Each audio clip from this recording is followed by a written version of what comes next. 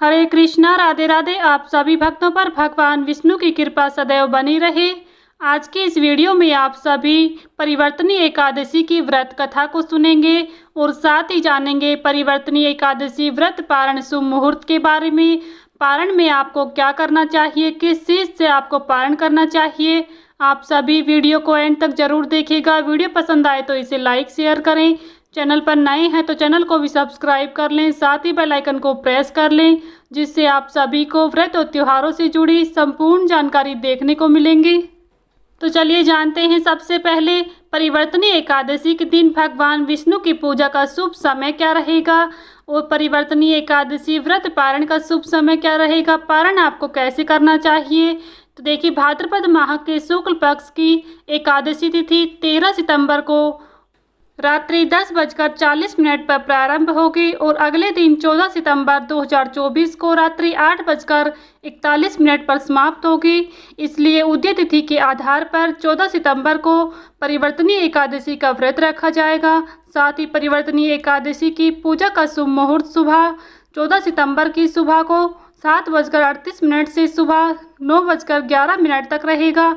इस शुभ मुहूर्त में आप भगवान विष्णु की माता लक्ष्मी की पूजा करें। परिवर्तनी एकादशी व्रत का पूर्ण फल तभी मिलता है जब आप नियम अनुसार व्रत रखते हैं और इसके साथ भगवान की विधि विधान से पूजा करते हैं। इसके लिए परिवर्तनी एकादशी के दिन सुबह जल्दी उठकर स्नान करें। संभव हो सके तो इस दिन पीले रंग के वस्त्र धारण करें। फिर भगवान विष्णु का स्मरण करके व्रत का संकल्प लेना चाहिए। इसके बाद मंदिर की साफ सफाई करें। शुभ मुहूर्त में भगवान विष्णु की पूजा करें। पूजा में विष्णु जी को पीले फूल, पीले फल और धूप दीप निवेद का अर्पित करें। धूप दीप करें। साथ ही भगवान विष्णु के ओम नमो भगवते वासुदेवाय मंत्र का जाप करें। इस दिन विष्णु सहस्त्र नाम का पाठ करने से विशेष लाभ की प्राप्ति होती है और भगवान विष्णु माता लक्ष्मी की अंत में आरती जरूर करें।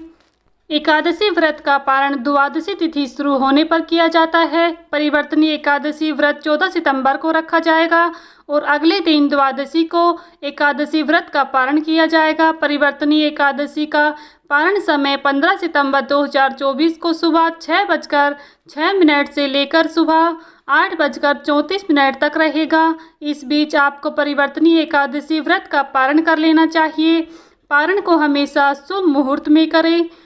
परिवर्तनी एकादशी व्रत का पारण सर्वप्रथम मुख में तुलसी दल डालकर करना चाहिए और इसके बाद भगवान विष्णु को समर्पित की गई भोग की सामग्री से ही व्रत का पारण करना चाहिए। और व्रत पारण करते समय आप शुभ मुहूर्त में व्रत का पारण करें, जिससे आपको व्रत का पूर्ण फल प्राप्त होगा।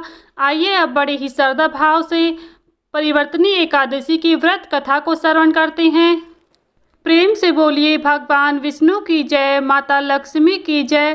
पौराणिक कथाओं के अनुसार एक बार युधिष्ठिर ने भाद्रपद मास के शुक्ल पक्ष की एकादशी की नाम देवता और पूजा विधि के बारे में पूछा।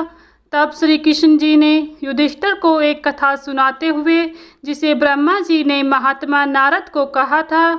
नारद जी ने ब्रह्मा जी से पूछा, विष्णु जी की आराधना के लिए मैं आपसे जानना चाहता हूँ कि भाद्रपद माह के शुक्ल पक्ष की एकादशी कौन सी होती है। ब्रह्मा जी ने कहा, आपने मुझसे बड़ा ही उत्तम प्रश्न किया है। भादो माह के शुक्ल पक्ष की एकादशी को पद्मा एकादशी के नाम से जाना जाता है। उस दिन भगवान हर्षिकेश की पूजा की जाती है। सूर्यवंश में मानधाता नामक एक चक्रवर्ती सत्य प्रतिज्ञा और प्रतापी राजश्री हो गए हैं। उनके राज्य में अकाल नहीं पड़ा था। प्रजा को मानसिक चिंताएं नहीं सताती थी और व्याधियों का प्रकोप भी नहीं होता था। उनकी प्रजा निर्भय और आर्थिक रूप से धन समृद्ध थी। महाराज के कोष में केवल ईमानदारी से अर्जित धन का ही संग्रह था।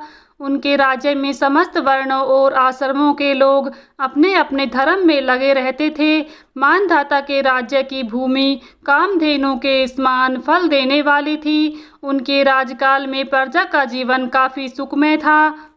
एक बार किसी कर्म के फल भोग के कारण राजा का राज्य में 3 वर्षों तक बारिश नहीं हुई, जिससे भूख से पीड़ित प्रजा नष्ट होने लगी। प्रजा महाराज के पास आकर कहने लगी कि आपको प्रजा की बात सुननी चाहिए। जल भगवान का निवास स्थान है, इसलिए वे नारायण कहलाते हैं। नारायण स्वरूप भगवान विष्णु सर्वव्यापी हैं। वे ही मेघ स्वरूप होकर वर्षा करते हैं और वर्षा से अन्न पैदा होता है और अन्न से प्रजा जीवित रहती है। महाराज, इस समय अन्न के बिना प्रजा का नाश हो रहा है, अतः कोई उपाय कीजिए। राजा ने कहा कि आपने सही कहा है। अन्न को ब्रह्मा कहा गया है। अन्न से ही प्राणी जीवित रहता है। पुराण में भी विस्तृत रूप से वर्णन किया गया है कि राजाओं के अत्याचार से प्रजा को पीड़ित होती है, लेकिन जब मैं विचार करता हूँ तो मुझे इसमें मेरे कोई अपराध नहीं नजर आते हैं। फिर भी प्रजा के हित में पूरा प्रयास करूँगा। ऐसा निश्चय करके राजा मानधाता कुछ व्यक्ति को लेकर भगवान को प्रणाम करने वनों की ओर चल पड़े। वहाँ पर मुनियों और तपस्वियों से मिले। एक दिन उन्हें ब्रह्मपुत्र अंगिरा के दर्शन हुए। उनको देखते ही राजा ने दोनों हाथ जोड़कर मुनि के चरणों में प्रणाम किया। मुनि ने भी राजा का अभिनंदन स्वीकार किया और राज्य के बारे में पूछा। राजा ने प्रजा का हाल बताते हुए मुनि के स्वास्थ्य के बारे में पूछा। मुनि ने राजा को आसन और अर्घ दिया।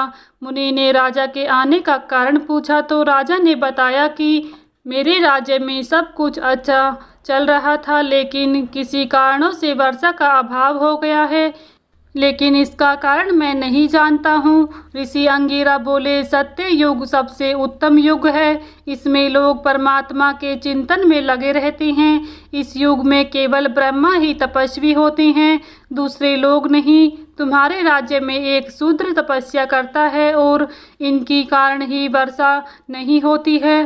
तुम इसके प्रतापकार से यज्ञ करो, जिससे यह दोष शांत हो जाएगा। राजा ने कहा, हे मुनिवर, एक तो वह तपस्या में लगा है और उसका कोई अपराध भी नहीं है, इसलिए मैं उसकी तपस्या अवरोध नहीं उत्पन्न करूंगा। आप दोष को शांत करने वाला किसी धर्म का उपदेश कीजिए। फिर ऋषि ने कहा कि ऐसी बात है तो एकादशी का व्रत करो। भाद्रपद मास के शुक्ल पक्ष की पद्म नाम की एकादशी होती है। इस व्रत के प्रभाव से निश्चित ही समस्या का हल मिलेगा और तुम अपनी प्रजा और परिवार के सदस्यों के साथ इसका व्रत कर सकते हैं। ऋषि के ये वचन सुनकर राजा वापस घर लौट आए और चारों वर्णों से प्रजा के साथ मिलकर भादो माह के शुक्ल पक्ष की पद्म एकादशी व्रत रखो। इस व्रत के प्रभाव से राज्य में बारिश होने लगेगी और हरी भरी खेती से पृथ्वी सुशोभित होने लगेगी।